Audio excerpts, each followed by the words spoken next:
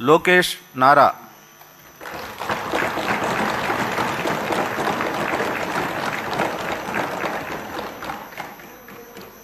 నారా లోకేష్ అనే నేను శాసనసభ సభ్యుడినైన ఎన్నిక అయినందుకు శాసనం ద్వారా నిర్మితమైన భారత రాజ్యాంగం పట్ల నిజమైన విశ్వాసం విధేయత చూపుతానని, భారతదేశ సార్వభౌమ అధికారాన్ని సమగ్రతను కాపాడుతానని, నేను స్వీకరించబోయే కర్తవ్యాలను శ్రద్ధాశక్తులతో నిర్వహిస్తానని దైవ సాక్షిగా ప్రమాణం చేస్తున్నాను.